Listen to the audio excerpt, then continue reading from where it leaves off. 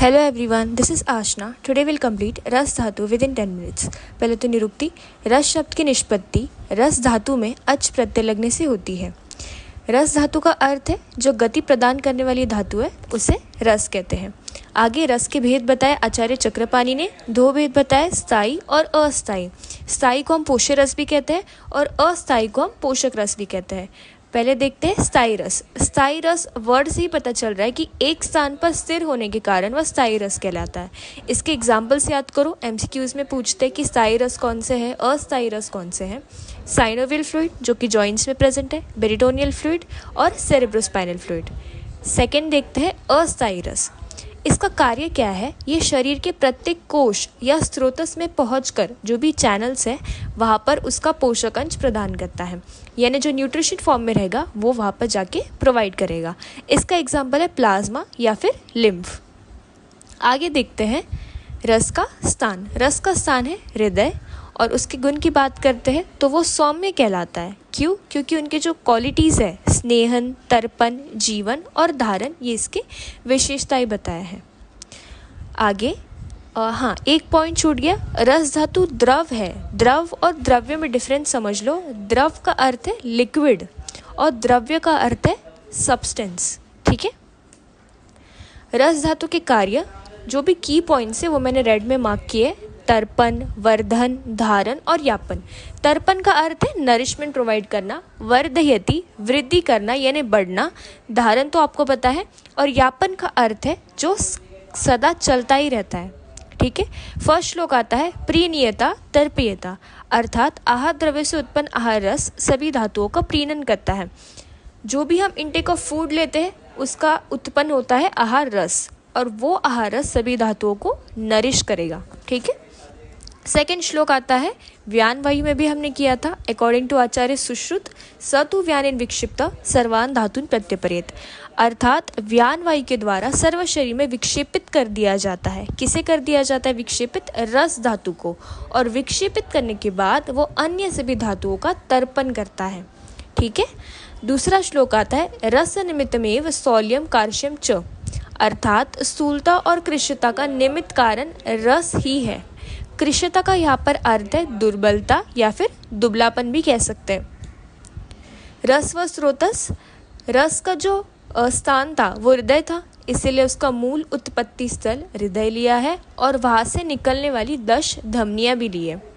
रस का प्रमाण पहले तो डिफरेंस समझ लो आचार्य सुश्रुत और आचार्य चरक में। आचार्य सुश्रुत ने दोष धातु और मल का निश्चित प्रमाण नहीं बताया और आचार्य चरक ने दोष धातु मल का निश्चित प्रमाण बताया है। नव अंजलिय 9 अंजलि रस का प्रमाण है। अष्टशोणितस्य 8 अंजलि रक्त का प्रमाण है। रस क्षय के लक्षण की बात करते हैं।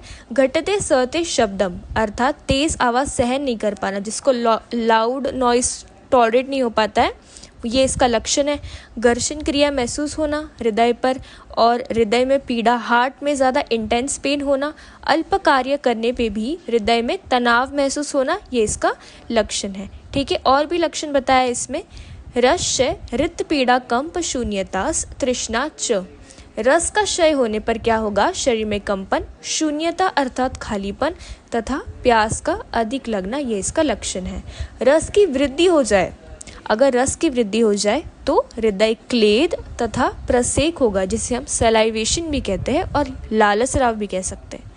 ठीक है। त्वक्सार की जो लक्षण है वो आपके टेक्स्ट बुक में आचार्य सुश्रुत ने बताया है। क्वालिटीज़ की त्वचा कैसी होनी चाहिए? मृदु होनी चाहिए, कोमल होना चाहिए। सूर्य कुमार बताया है। जो भी अच्छे गुण हैं वो आप उसको फ्लो चार्ट के फॉर्म में अगर लिखोगे तो बहुत ही ज़्यादा अच्छा रहेगा। श्लोक लिखोगे तो भी बहुत ज़्यादा बेहतरीन होगा।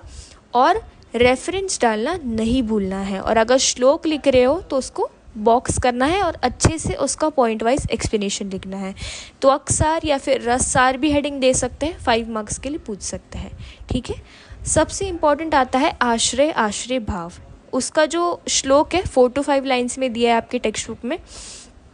अब उसको याद कैसे करना है?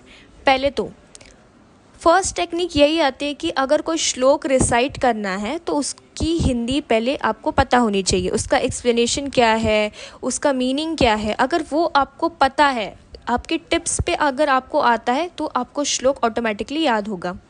श्लोक याद करने के बहुत सारे तरीके हैं। कुछ लोग सॉन्ग के फॉर्म में याद करते हैं, कुछ ट्रिक्स बना के याद करते हैं, कुछ लिख के याद करते हैं, तो वो आपके ऊपर डिपेंड है। ठीक है, चलो अब एक्सप्लेनेशन देखते हैं इसका क्या है। दोष और दुष्य आश्रय आश्रय भाव में रहते हैं।